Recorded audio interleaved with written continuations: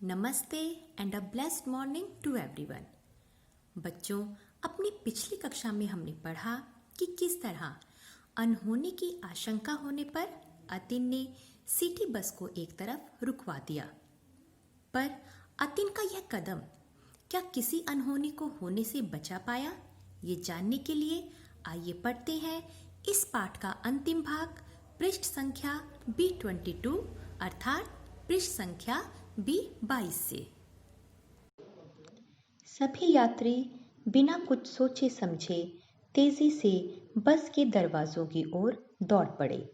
हर कोई जल्दी से जल्दी बस से उतर जाना चाहता था। बस के अचानक रुकने और यात्रियों को बस से कूद कूद कर उतरते देख चौराहे पर खड़े दो सिपाही दौड़कर वहां आ गए। अतिन ने ब्रीफकेस की ओर इशारा करके पूरी बात बताई। तभी एक सिपाही ने चौराहे के पास ही बने चेक पोस्ट से इंस्पेक्टर को बुला लिया। दूसरा उस व्यक्ति की ओर दौड़ पड़ा। बच्चों, जैसे ही कंडक्टर ने बस को रुकवाया तो उसमें बैठे सभी यात्री जल्दी जल्दी बस से नीचे उतरने लगे। उनको ऐसा करते देख वहां पर खड़े दो सिपाही दौड़कर वहां आए। अतिन ने उन्हें सारी बात बताई और उसके बाद एक सिपाही ने इंस्पेक्टर को बुलाया और दूसरा सिपाही ब्रीफकेस वाले युवक को पकड़ने के लिए दौड़ पड़ा। गणतंत्र दिवस के कारण किसी आतंकी घटना को ध्यान में रखकर प्रत्येक बड़े चौराहे पर दो दो बम एक्सपर्ट भी तैनात थे। वे भी तेजी से इंस्पेक्टर के साथ आ गए। अब क्योंकि राष्ट्रीय पर्व था, 26 जनवरी का दिन था और कभी कभी ऐसा होता है कि ऐसे दिनों में आतंकी घटनाएं देखने को मिल जाती हैं। इसलिए कोई भी ऐसी घटना ना हो, इसलिए हर बड़े राउंड अबाउट पर दो दो बम एक्सपर्टों को तैनात किया गया था, अर्थात काम में लगाया हुआ था। तो वे भी तेजी से इंस्पेक्टर के साथ वहां पर आ गए। जरा देखो तो इस ब्रीफकेस को। इंस्पेक्टर के कहने पर एक बम एक्सपर्ट ने उस ब्रीफकेस को अच्छी तरह से देखा। इसमें तो बम है। कुछ ही देर में ब्रीफकेस के बम को निष्क्रिय कर दिया गया।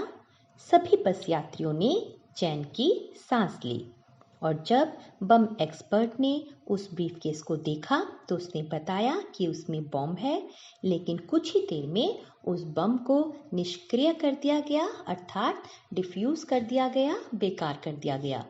और जैसे ही बम डिफ्यूज हुआ तो सभी यात्रियों ने चैन की सांस ली। तभी दूसरा पुलिस वाला उस युवक को कॉलर पकड़कर लगभग घसीटता हुआ वहां ले आया। हाँ, यही अंकल इस ब्रीफकेस को बस में छोड़कर गए थे। उस व्यक्ति को देखते ही अतिन जोर से चिल्लाया और जैसे ही दूसरा पुलिस वाला ब्रीफकेस वाले युवक को पकड़ के लाया, अतिन ने उसको पहचान लिया। शाबाश बेटा, तुम्हारी समझदारी के कारण आज एक बहुत बड़ा हादसा टल गया, नहीं तो जाने कितने लोगों की जानें चली जाती। पुलिस इंस्पेक्टर ने अतिन के सिर पर हाथ फेरते हुए कहा। इन सब कामों में समय लग गया। अतिन अपने स्कूल के कार्यक्रम में भाग नहीं ले सका, पर वह खुश था कि इससे अच्छा गणतंत्र दिवस वह और क्या मनाता। अगले दिन सभी समाचार पत्रों में अतिन की फोटो के साथ पूरी घटना विस्तार से छपी। इतना ही नहीं, अगले वर्ष स्कूल के गणतंत्र दिवस समारोह में उसे वीरता पुरस्कार से भी सम्मानित किया गया। और जब ब्रीफकेस वाला युवक पकड़ा गया और अतिन ने उसे पहचान लिया तो पुलिस इंस्पेक्टर ने भी अतिन को शाबाशी दी और कहा कि उसके कारण एक बहुत बड़ा हादसा, एक बहुत बड़ा नुकसान होने से बच गया। इस सब कामों में बहुत ज्यादा समय लग गया और अतिन, जिसे अपने स्कूल के गणतंत्र दिवस के कार्यक्रम में पहुंचना था, वह उसमें पहुंच नहीं पाया। लेकिन वह बहुत खुश था क्योंकि आज उसने जो काम किया था, इससे अच्छा काम वो शायद नहीं कर सकता था। और इसके साथ अगले दिन जितने भी समाचार पत्र थे, जितने भी न्यूज़पेपर थे, उन सब में अतिन की फोटो और जो पूरी घटना घटी थी उसका विस्तार से विवरण छापा गया। और साथ ही साथ जब अगले वर्ष नेक्स्ट ईयर स्कूल में 26 जनवरी का समारोह हुआ तो उस समारोह में उसे वीरता पुरस्कार भी दिया गया। और इस तरह अपनी समझदारी से अतिन ने बहुत से लोगों की जान बचाई और अपनी वीरता का परिचय दिया। तो देखा आपने कि किस तरह अपनी समझदारी से अतिन ने एक बहुत बड़ा हादसा होने से बचा लिया। बच्चों, हमें भी सार्वजनिक स्थानों अर्थात पब्लिक प्लेसेस पर ऐसी ही सावधानी से चलना चाहिए।